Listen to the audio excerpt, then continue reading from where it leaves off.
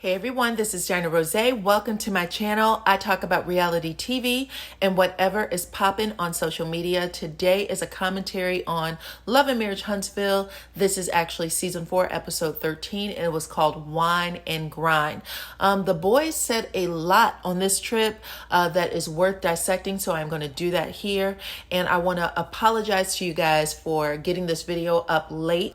We just got back today from Miami. I was out there celebrating my birthday. I actually had a childhood friend who came out to celebrate with me. We've known each other since we were like 10 and 11. And even though I had an amazing time with them, I thought about all of you the entire time. I really enjoy doing these videos. A lot of you were sending me messages and letting me know things were going on with Marsau and Black and other things. And I appreciate you guys for doing that.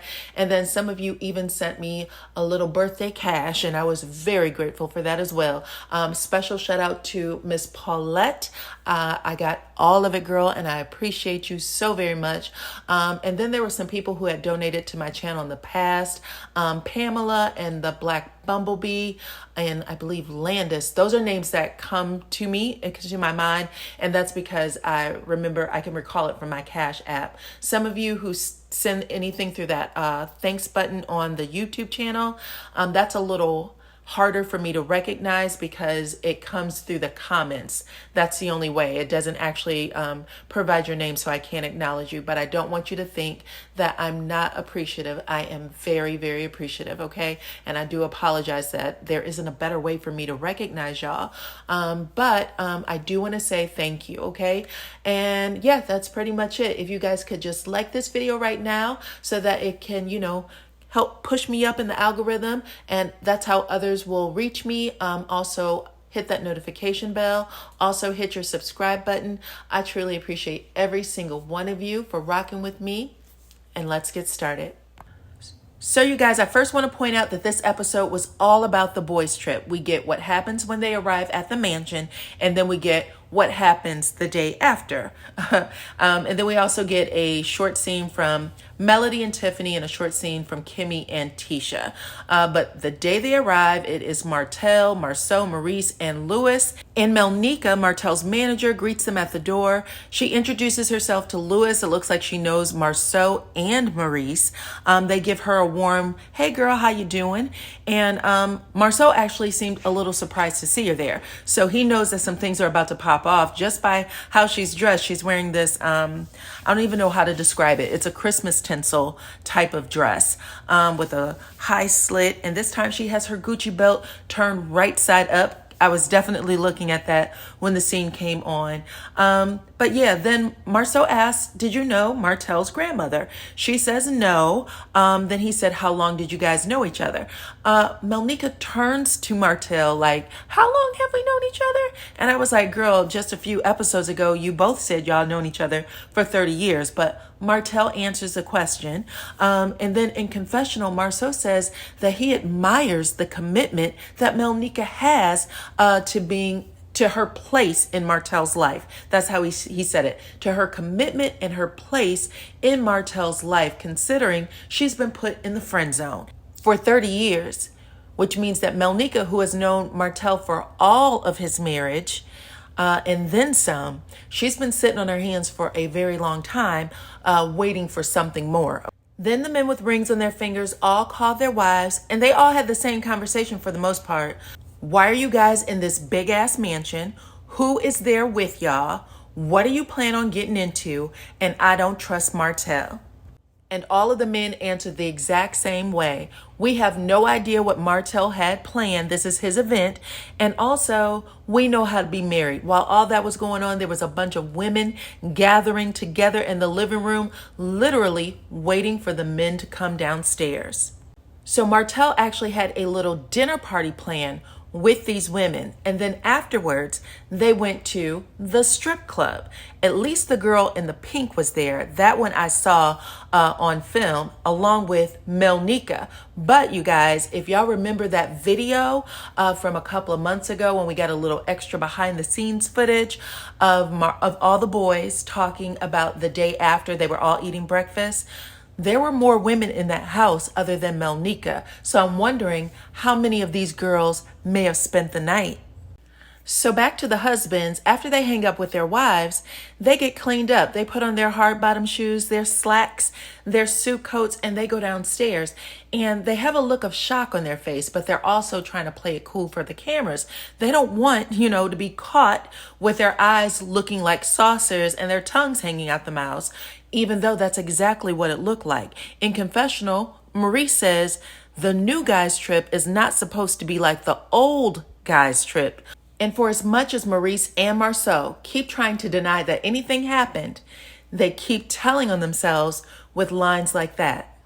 So then Martell starts talking a little bit about the wine, tells the ladies that they are there to do a tasting with the fellas. Everyone starts mingling, and Marsau seems to be the one who is most talkative with the ladies. Like, he introduces himself, he's asking the ladies where they are from, and there is one person in particular that he beelines to. He has that little smirk smile on his face that he usually has.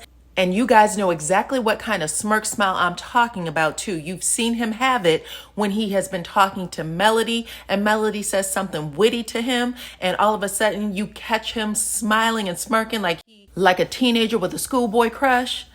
Well, he had that same exact look with Belinda, and she knew it too. That's why she started pushing her hair behind her ear, because she knew she had his attention. And if Tisha was there, she would have either started crying or somebody's window would have had a brick through it.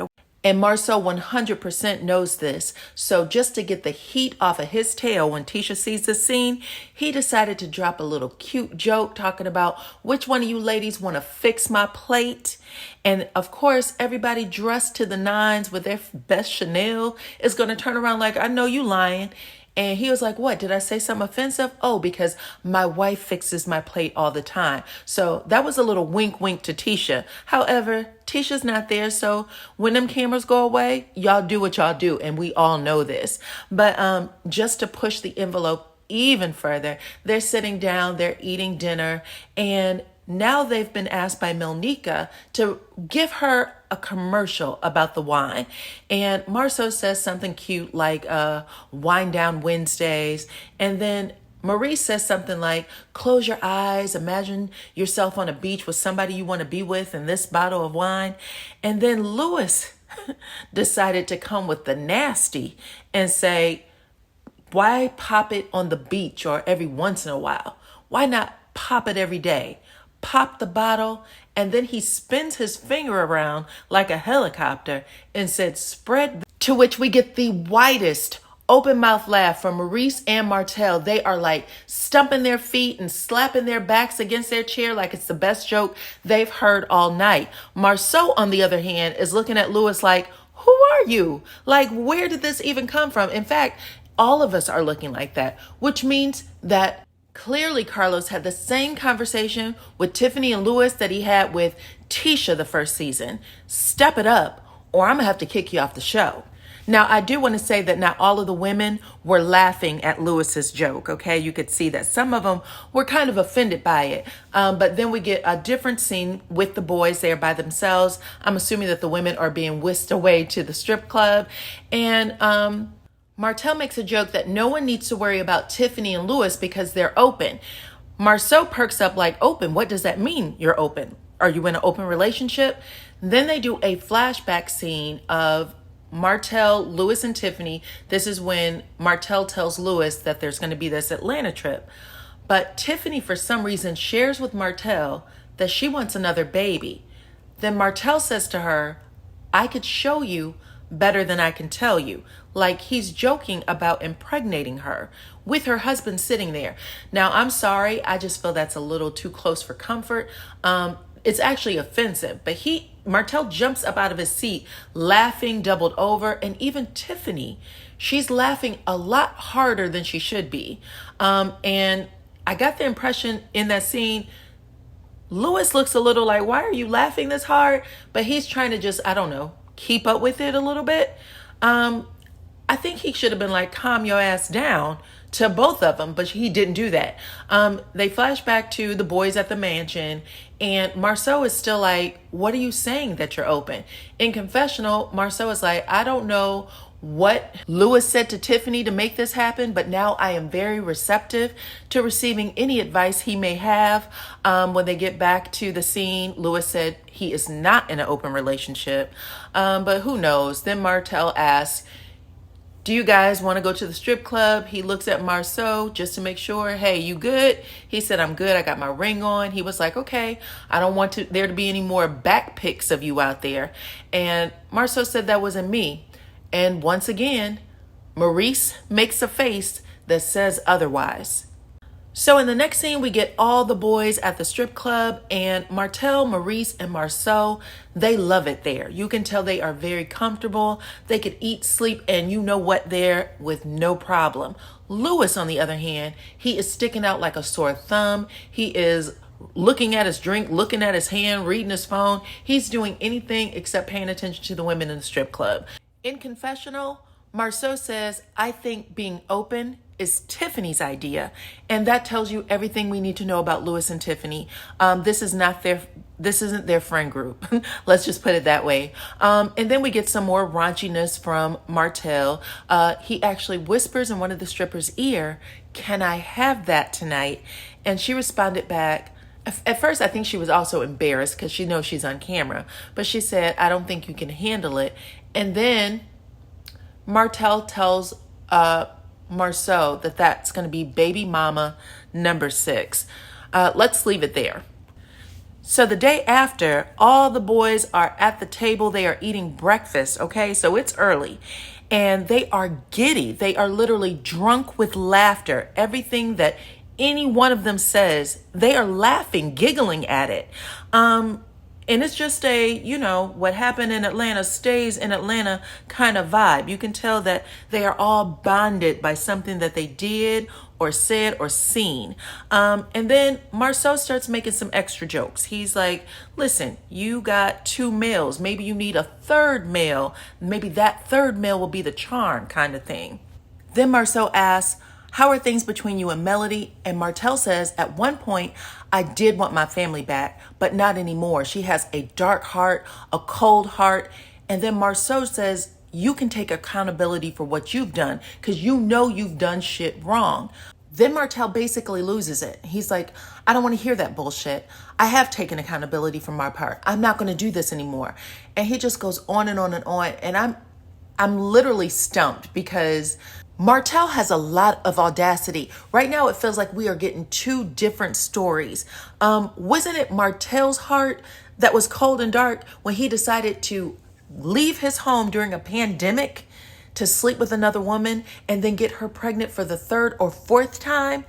Isn't that cold and dark? What is he saying when he's saying that? And then in confessional, Marsau says that Martell was wronged also, and that he needs to be validated.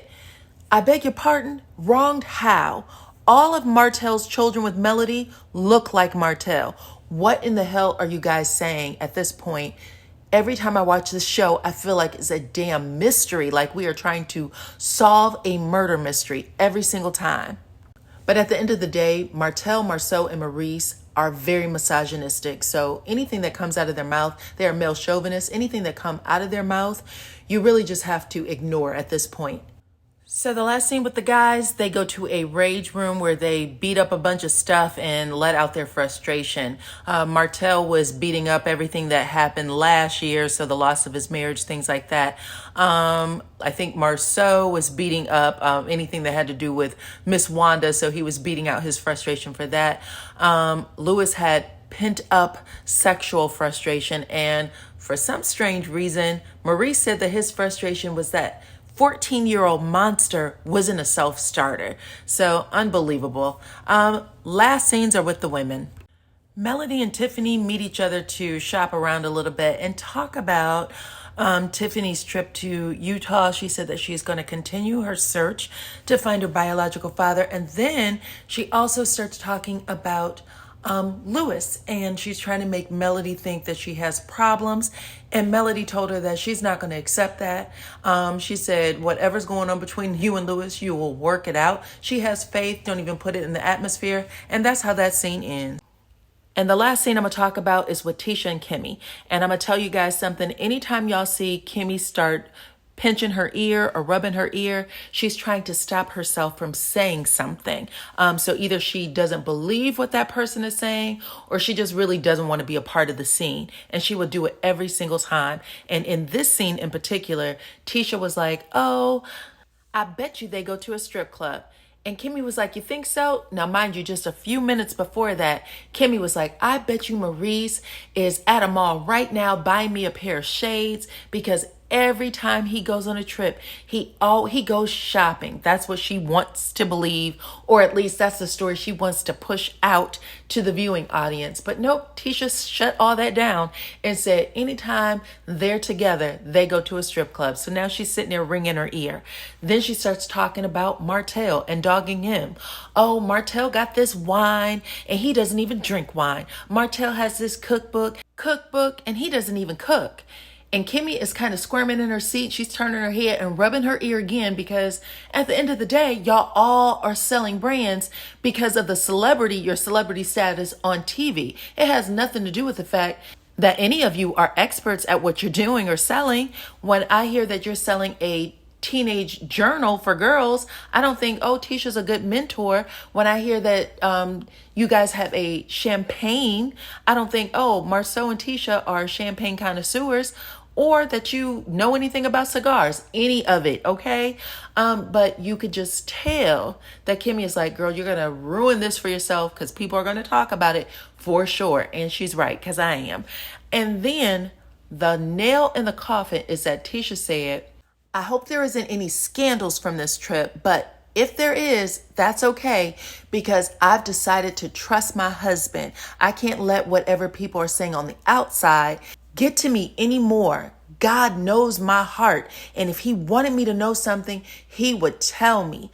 And the entire time she is talking, Kimmy has this stone look on her face like, Tisha, why did you include me in this one? Because we've all been witness to God getting on the main line and telling you what you want, okay? Anyways, guys, that wraps up this review. Go ahead and like this video, subscribe to my channel, talk to me in the comments, let me know what you guys think, and I will see you all on the next one.